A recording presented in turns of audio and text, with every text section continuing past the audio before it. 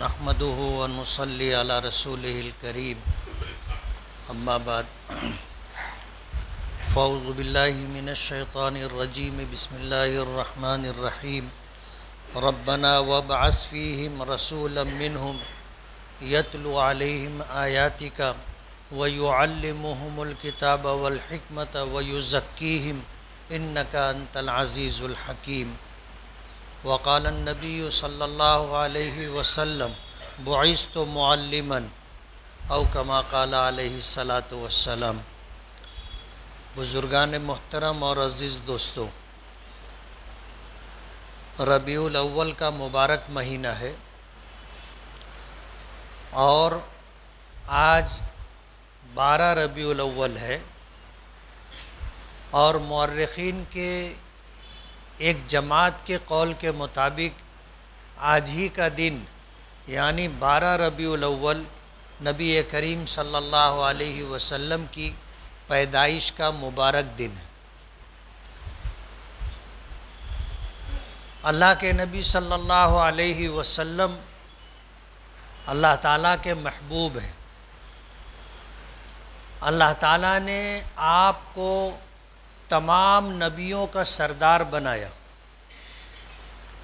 انبیاء کرام علیہم الصلاۃ والسلام کا سلسلہ حضرت آدم علیہ نبینا علیہ الصلاۃ والسلام سے شروع ہوا اور 1,24,000 کم و بیش انبیاء کرام علیہم الصلاۃ والسلام اس کائنات انسانی میں تشریف لائے۔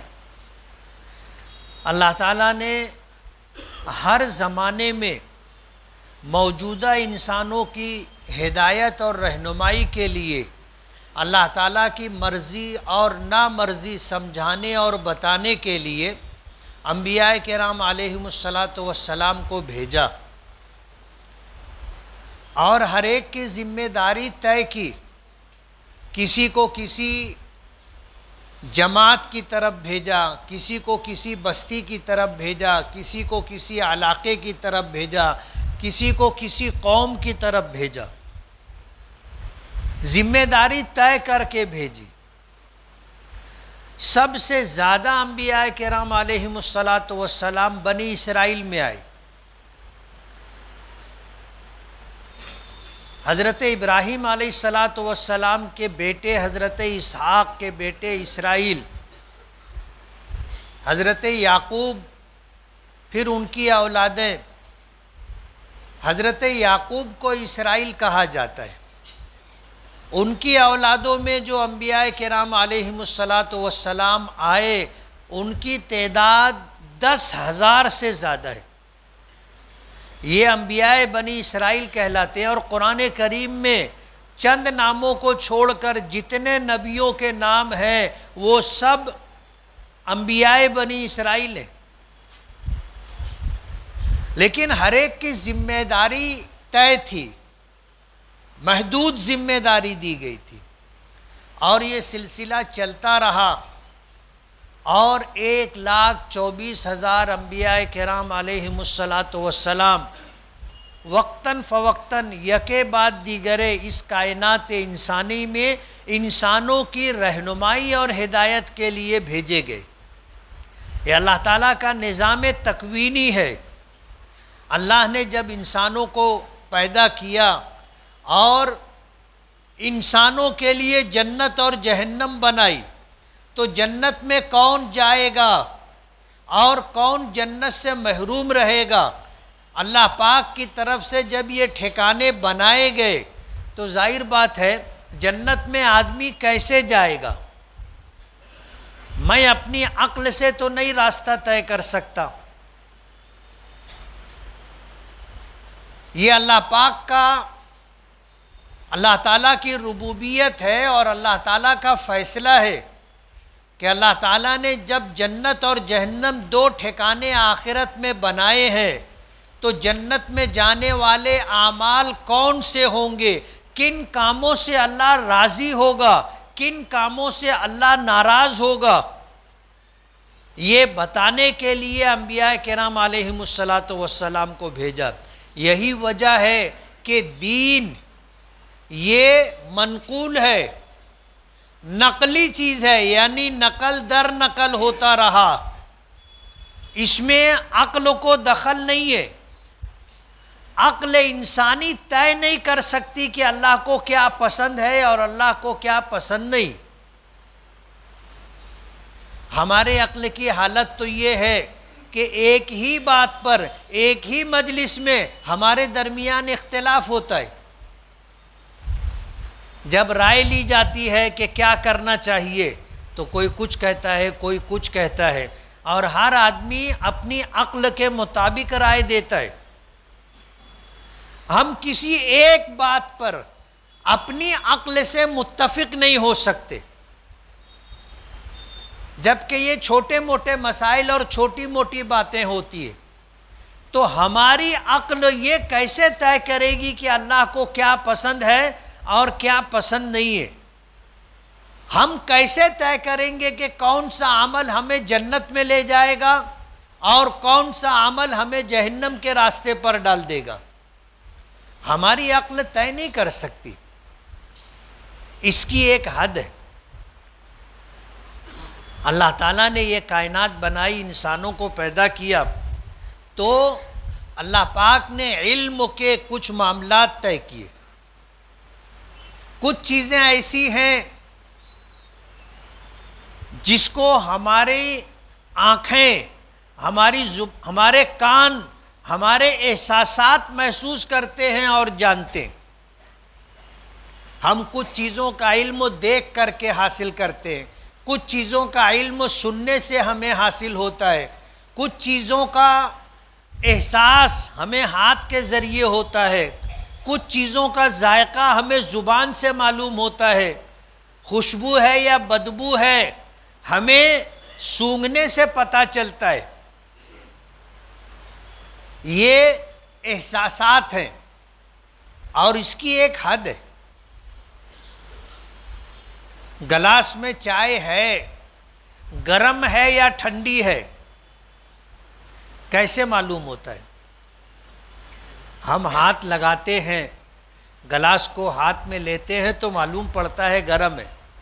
اگر چائے میں سے بھاپ نہ نکل رہی ہو تو ہم محسوس نہیں کر سکتے کہ چائے گرم ہے یا ٹھنڈی ہے، اور اگر بھاپ نکل رہی ہو تو بغیر ہاتھ لگائے ہماری آنکھ دیکھ کر کے فیصلہ کرتی ہے کہ چائے گرم ہے، اس میں سے بھاپ نکلتے ہوئے دکھائی دے رہی ہے۔ یہ حصول علم کا پہلا ذریعہ ہے۔ جہاں جا کر کے اس کی حد ختم ہو جاتی ہے وہاں سے عقل کا سلسلہ شروع ہوتا ہے۔ ہماری عقل پھر ہمیں بتانا شروع کرتی ہے، ہماری جانکاری اور معلومات میں اضافہ ہوتا ہے عقل کے ذریعے، سوچ کر کے سمجھ کر کے آدمی جانتا ہے۔ مثال کے طور پر کتابوں میں پڑھایا جاتا ہے کہ آپ کو کہیں اوپر دھواں دکھائی دیا تو دھواں دیکھ کر کے ہماری عقل یہ فیصلہ کرتی ہے کہ نیچے کہیں آگ ہے، جل رہی ہے، اور یہ دھواں وہاں سے اٹھا ہے اور ہمیں دکھائی دے رہا ہے۔ آگ ہمیں دکھائی نہیں دی، ہمیں دھواں دکھائی دیا، لیکن ہماری عقل فیصلہ کرتی ہے کہ نیچے آگ ہے۔ عقل کی بھی ایک حد ہے، جہاں جا کر کے عقل کی حد ختم ہو جاتی ہے پھر وہاں سے علم کا تیسرا سلسلہ شروع ہوتا ہے جس کو وحی الہی کہا جاتا ہے، اور یہ علم انبیاء کرام علیہم الصلاۃ کے ذریعے ہمیں ملتا ہے۔ کسی انسان کو اللہ نے نبی بنایا، رسول بنایا، اس کی ابتدا اور آغاز وحی الہی سے ہوتا ہے۔ انبیاء کرام علیہم الصلاۃ کے پاس اللہ پاک کی طرف سے وحی آتی ہے، فرشتوں کے ذریعے، حضرت جبرائیل کے ذریعے اللہ کا پیغام آتا ہے جس کو وحی کہا جاتا ہے، اور جس انسان کو اللہ پاک نے وحی سے سرفراز فرمایا وہاں سے اس کی نبوت کا آغاز ہوتا ہے، اور اسے نبی اور رسول بنایا گیا۔ اللہ پاک کی طرف سے یہ فیصلہ ہوتا ہے۔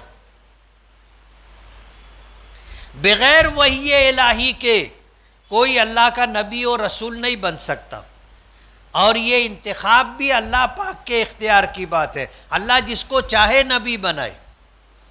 اللہ پاک نے اپنے علم و ازلی اور ابدی کے اعتبار سے انبیاء کرام علیہم السلام کا سلسلہ جناب رسول اللہ صلی اللہ علیہ وسلم پر ختم کر دیا۔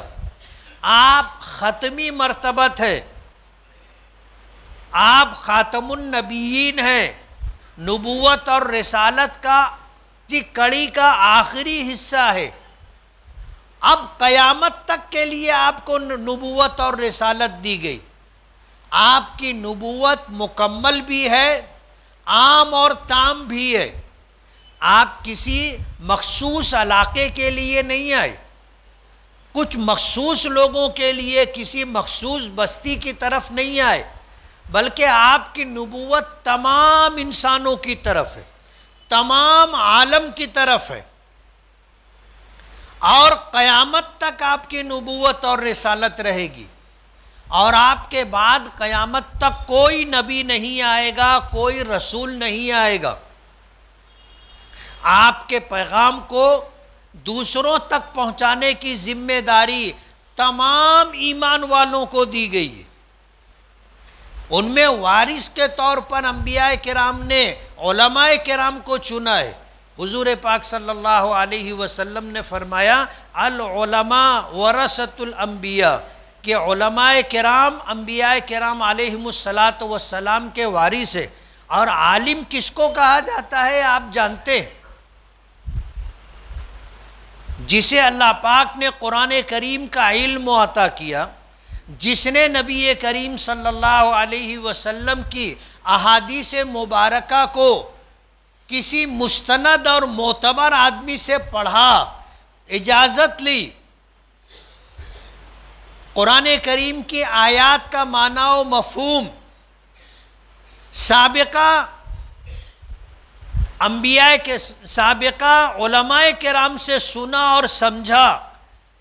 صحابہ کرام نے نبی کریم صلی اللہ علیہ وسلم سے قرآن کریم کی آیات کا جو مفہوم اور مطلب سمجھا تھا وہ بعد والوں کو بتایا، بعد والوں نے اپنے بعد والوں کو بتایا، پھر اس کے بعد والوں نے اپنے بعد والوں کو بتایا، اور یہ سلسلہ جناب رسول اللہ صلی اللہ علیہ وسلم سے چلتا رہا، آج تک ہے اور قیامت تک یہ سلسلہ چلتا رہے گا۔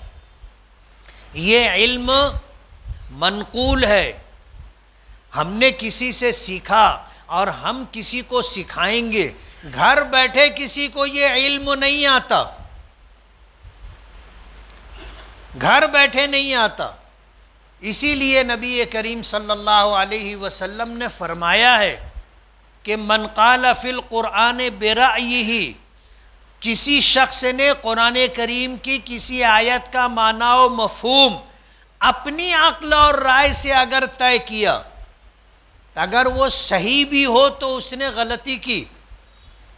قرآن کریم کی آیت کا معنی و مفہوم سمجھنا ہم اپنی رائے اور عقل سے طے نہیں کریں گے، ہم مکلف ہیں، پابند ہیں کہ ہم قرآن کریم کی آیات کا معنی و مفہوم وہی مانے اور دوسروں کو بتائیں جو حضور نے صحابہ کو بتایا، صحابہ نے تابعین کو بتایا، تابعین نے تبع تابعین کو بتایا، پھر وہاں سے یہ سلسلہ چلتا رہا، ایک سے دوسرے تک منتقل ہوتا رہا، اور ہم نے اپنے اساتذہ کرام سے جو کچھ سنا وہی صحیح ہے۔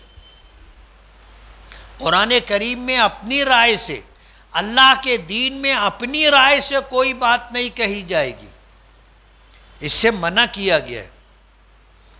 تو دین میں عقل کو دخل نہیں ہے کہ ہم اپنی عقل سے طے کریں کہ یہ اچھا ہے یہ برا ہے، ہم اپنی عقل سے طے نہیں کر سکتے۔ ظاہر بات ہے آج اگر ہم جمعہ کی نماز ہے لوگوں سے مشورہ لیں، جمعہ کی نماز 2 رکعت ہے، یہ تو منقول ہے، اگر لوگوں سے مشورہ لیا جائے گا تو کوئی کہے گا 4 ہونا چاہیے تھا۔ جب روزانہ دوپہر میں ہم ظہر کی 4 پڑھتے ہیں تو جمعہ کے دن ظہر کے وقت کی نماز 2 رکعت کیوں؟ جب 6 دن 4 رکعت آپ پڑھتے ہیں، اس وقت 6 دن 4 رکعت پڑھتے ہیں، تو جمعہ کے دن 2 رکعت کیوں پڑھتے ہیں؟ رائے لی جائے گی تو رائے مختلف ہو جائے گی، لیکن ہم اپنی عقل کے ماننے کے مکلف نہیں ہیں. ہم دین و شریعت میں اس بات کو ماننے کے مکلف ہیں کہ ہمیں جو سلسلہ در سلسلہ احکامات ملے ہیں وہی صحیح ہیں. اس میں عقل کو دخل نہیں ہے، میری اور آپ کی رائے کا اعتبار نہیں ہے. نبی کریم صلی اللہ علیہ وسلم کو اللہ پاک نے خاتم النبیین بنایا اور اپنی سب سے محتم بالشان کتاب قرآن کریم آپ کو دی، اور اس کتاب کی حفاظت کی ذمہ داری اللہ پاک نے لی. ہم انسانوں کے بھروسے پہ نہیں چھوڑا، اللہ نے قرآن کریم کی حفاظت کی ذمہ داری لی. اور یہ دنیا دارالاسباب ہے، سبب کے درجے میں اللہ نے ایسے انتظامات کیے کہ آج قرآن کریم میں اگر کوئی زیر زبر کی تبدیلی کرنا چاہے نہیں کر سکتا. اس کو روکنے کے لیے ہزاروں لاکھوں لوگ کھڑے ہو جائیں گے. قرآن کریم کی حفاظت کی ذمہ داری اللہ نے لی ہے اور قیامت تک کی ذمہ داری لی ہے. اس کے الفاظ بھی منزل من اللہ ہے، یہ الفاظ بھی اللہ پاک نے عطا کیے ہیں، نازل شدہ ہے، اور اس کے معانی اور مفاہیم بھی منزل من اللہ ہے. اللہ پاک نے اپنے نبی کو بذریعہ وحی بتا دیے کہ ان الفاظ کا کیا معنی و مفہوم ہے، اللہ نے بتا دیا اپنے نبی کو، اور نبی کریم صلی اللہ علیہ وسلم نے صحابہ کو بتا دیا، اور وہ سلسلہ چلا آ رہا ہے. ہم اپنی رائے سے قرآن کریم کے کسی لفظ کا کوئی معنی و مفہوم طے نہیں کر سکتے. یہ دین نقلی ہے. نقلی ہونے کا مطلب یہ ہے کہ نقل ہوتا چلا آیا ہے، اس میں عقل کو دخل نہیں ہے. یہ وہ بنیاد ہے جو اس دین و شریعت کی حفاظت کے لیے اللہ پاک نے طے کی. ورنہ ہر آدمی اپنی رائے سے طے کرے گا کہ ایسا ہونا چاہیے، ایسا نہیں ہونا چاہیے، تو دین تو چونچوں کا مربع ہو جائے گا. اور ہر زمانے میں حالات کے اعتبار سے لوگ کچھ کا کچھ کرتے رہیں گے. جو طے ہے دین و شریعت میں یہ قیامت تک ایسا ہی رہے گا، اور آپ کی ذمہ داری صرف ماننا ہے. کیا ہے؟ صرف ماننا. یہی ایمان ہے. آپ مانو گے تو آپ کے پاس ایمان ہے، آپ نہیں مانو گے تو آپ کے پاس ایمان نہیں ہے، چاہے آپ اپنے آپ کو ایمان والا سمجھو. لیکن معیار، پیمانہ، کسوٹی یہ ہے کہ جو کچھ اللہ کی طرف سے نبی کو دیا گیا اور نبی کریم صلی اللہ علیہ وسلم کے ذریعے امت کو ملا، اس کا ماننا ایمان ہے، اس میں عقل کو دخل نہیں ہے. ہمیں یہ دیکھنا چاہیے کہ کیا چیز منقول ہے. زمانہ خیر القرون میں حضور کا زمانہ، آپ کی دنیا سے جانے کے بعد صحابہ کرام کا زمانہ، صحابہ کرام کا زمانہ ختم ہونے کے بعد تابعین کا زمانہ، یہ خیر القرون کہلاتا ہے، یعنی زمانوں میں سب سے بہترین زمانہ. اس زمانے میں کیا ہوا ہے، حضور نے کیا کیا، ہمیں وہ دیکھنا ہے. صحابہ کرام کیا کرتے رہے، ہمیں وہ دیکھنا ہے. تابعین اعظام کیا کرتے رہے، وہ دیکھنا ہے. بس یہ زمانہ خیر القرون ہے. اور اس زمانے کے گزر جانے کے بعد جو کچھ بھی حالات بنے بگڑے اور جو کچھ بھی نئی چیزیں ہمارے درمیان آئی وہ ماننا نہیں،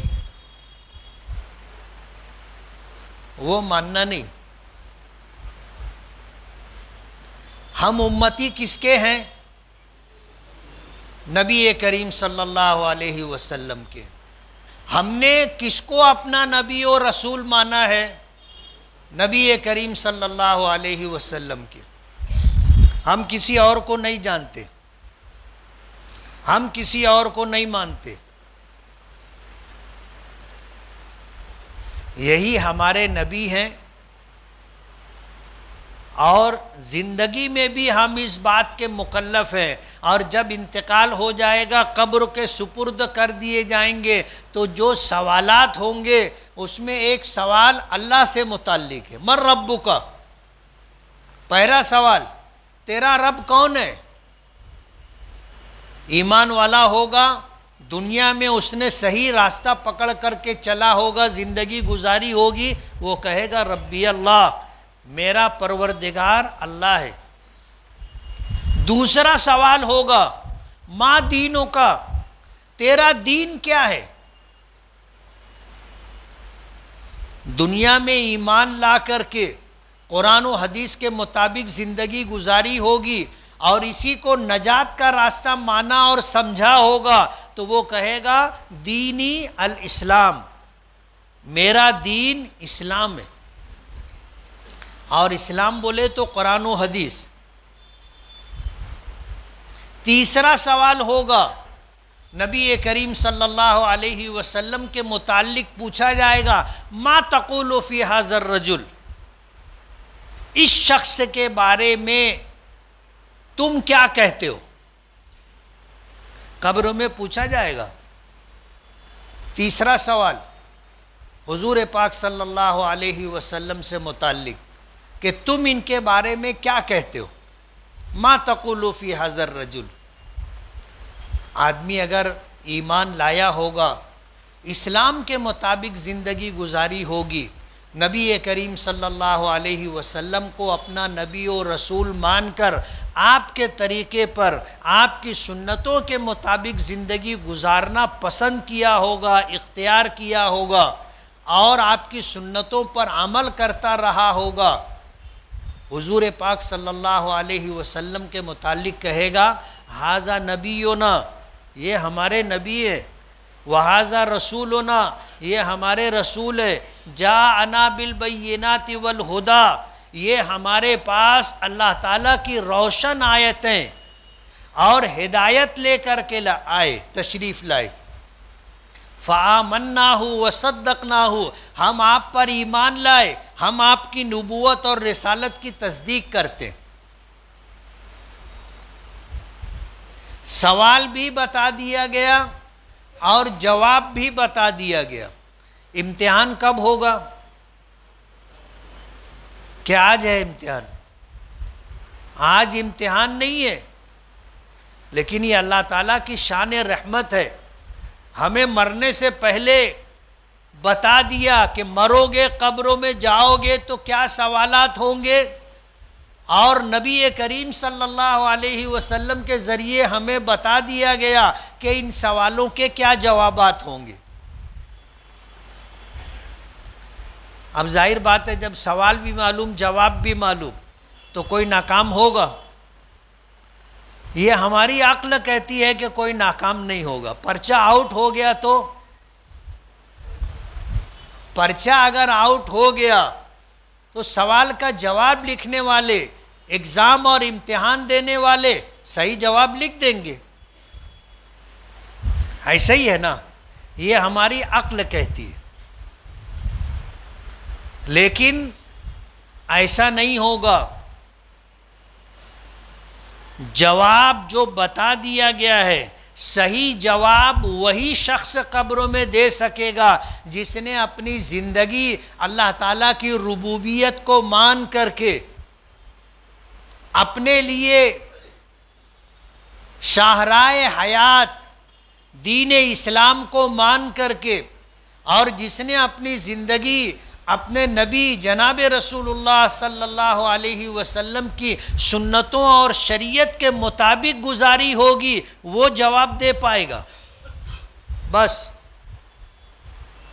اور جس نے زندگی اس سے ہٹ کر کے گزاری ہوگی، سوال لاکھ معلوم، جواب لاکھ معلوم، قبر میں جواب نہیں دے پائے گا. ورنہ آدمی ایسا سمجھا کہ سوال تو معلوم ہو گیا، جواب بھی معلوم ہو گیا، اب کچھ کرنے کی ضرورت نہیں ہے.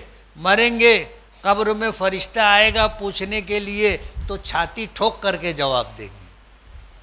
ایسا نہیں ہے. جس نے اس دنیا میں اللہ اس کے رسول کے حکموں کے مطابق زندگی گزاری ہوگی وہی صحیح جواب دے سکے گا.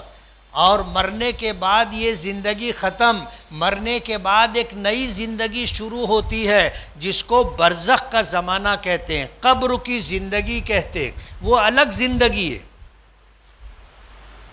یہ دنیا الگ ہے، یہ زندگی الگ ہے، یہاں کی ضروریات و تقاضے الگ ہیں. آپ اگر سمجھنا چاہو تو اس دنیا میں آنے سے پہلے ہم ماں کے پیٹ میں تھے. ماں کے پیٹ میں ہم 9 ماہ کم و بیش رہے. وہ زندگی کیسی تھی؟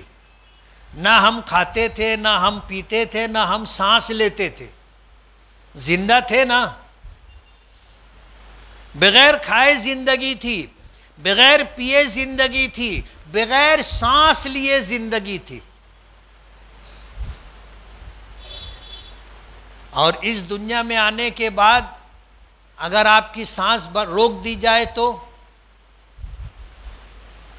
زندہ رہیں گے آپ؟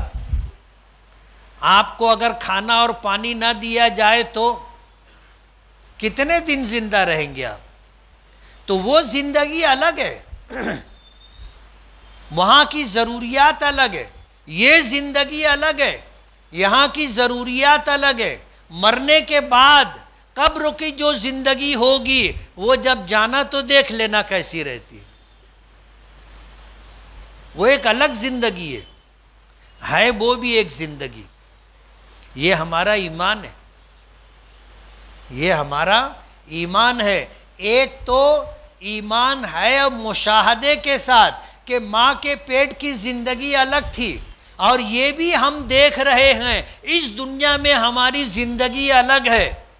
اور مرنے کے بعد برزخ کی زندگی بھی دیکھ لیں گے کہ وہ زندگی کیسی ہوگی. لیکن وہ بھی ایک زندگی ہے، اس پر ہمارا ایمان ہے، ہمارا ایمان ہے. نہیں مانیں گے ایمان چلا جائے گا. اور وہ زمانہ کتنا رہے گا ہمیں نہیں معلوم. لیکن جب سوال ہوں گے اور ہم صحیح جواب دے دیں گے تو وہ فرشتے جو سوال و جواب کے لیے آئیں گے وہ کہیں گے نم کنومت العروس، دلہن کی طرح بے خوف سو جا.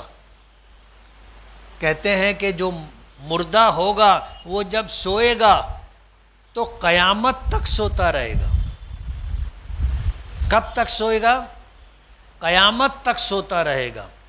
جب دوبارہ سور پھونکا جائے گا تب اس کی آنکھ کھلے گی. اور ہمیں ہمارے آقا نے بتایا کہ اسے ایسا لگے گا کہ ابھی سویا تھا، نیند پوری نہیں ہوئی اور اٹھ گیا، اٹھا دیا گیا. یہ برزخ کا زمانہ راحتوں کے ساتھ اگر گزرے تو لمبا زمانہ بھی مختصر معلوم ہوتا ہے. آپ سوچو، رات میں آدمی 10 بجے 11 بجے سوتا ہے اور صبح اٹھتا ہے تو اس کو اتنا وقت گزرنے کا احساس ہوتا نہیں، بالکل پتہ نہیں چلتا، پوری رات گزر جاتی. راحت کا زمانہ اگر آدمی پاتا ہے تو اسے وقت کا احساس نہیں ہوتا. لیکن اگر یہی رات پولیس لاک اپ میں گزرے اور 3rd ڈگری کے ساتھ گزرے تب پتہ چلتا ہے کہ رات کتنی لمبی ہوتی ہے. اور کسی رات میں اگر آپ کو نیند نہ آئے، کوئی الجھن، کوئی پریشانی، کوئی ٹینشن اگر ہو اور نیند اگر اڑ گئی تو آپ کو پتہ چلے گا کہ رات کس کو کہتے ہیں. وہ غالب نے کہا نا کہ وصل ہو یا فراق ہو غالب، جاگنا ساری رات مشکل ہے۔ برزخ کا زمانہ صحیح سوال و جواب کے ساتھ اگر گیا تو پورا برزخ کا زمانہ ایسا لگے گا جیسے ابھی سوئے تھے اور جلدی اٹھا دیا گیا۔ اس کے بعد آخرت ہے۔ نبی کریم صلی اللہ علیہ وسلم کی بعثت مبارک اسی لیے ہوئی کہ ہم آخرت میں سرخرو اور کامیاب۔ میں نے قرآن کریم کی آیت پڑھی تھی، ربنا وابعث فیہم، یہ حضرت ابراہیم علی نبینا علیہ الصلاۃ والسلام کی دعا ہے۔ جب بیت اللہ کی تعمیر کر رہے تھے، بیت اللہ کی تعمیر کر رہے تھے تو دعا کر رہے تھے، ربنا تقبل منا انک انت السمیع العلیم، اے ہمارے پروردگار ہم سے یہ نیکی قبول فرما لے۔ کیا دعا کی تھی؟ ہم سے یہ عمل، یہ نیکی، یہ خیر کا کام قبول فرما لے۔ وَأَرِنَا مَنَاسِكَنَا، اور ہمیں اپنی عبادت کے طریقے سکھا دے کہ تیری عبادت ہم کیسے کریں۔ عبادات کے معاملے میں من مانی نہیں ہے، عقلوں کو دخل نہیں ہے۔